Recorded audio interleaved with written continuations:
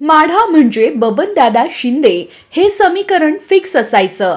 बबनदादांनी माढ्यावर सलग 30 वर्ष एक हाती राज्य केलं। भले भले आले आणि गेले, पण बबनदादांचा पराभव त्यांना करता आला नाही। पण यंदाच्या विधानसभा निवडणुकीत मात्र बदल झाला। अभिजित पाटलांनी बबनदादांच्या विरोधात शड्डू ठोकला। यंदा मैदानात बबनदादा ऐवजी त्यांचे पुत्र रणजित शिंदे होते।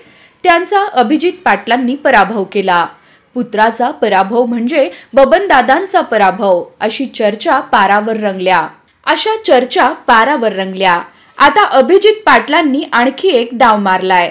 बबनदादा सलग 30 वर्ष आमदार राहिले। त्यापैकी पहिल्या 3 टर्म मध्ये माढा एक संघ होता। त्यावेळी बबनदादांनी अनेक वेळा आमसभा घेतल्या। 2009 नंतर मात्र विधानसभेची पुनर्रचना झाली आणि पंढरपूर आणि माळशिरसची काही गावे माढ्याला जोडण्यात आली।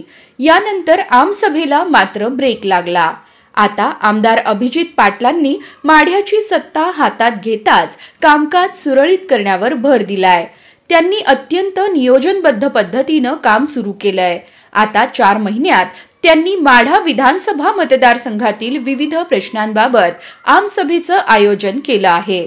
त्यामुळे अभिजित पाटलांच्या कारभाराची चर्चा जोरात रंगू लागली आहे।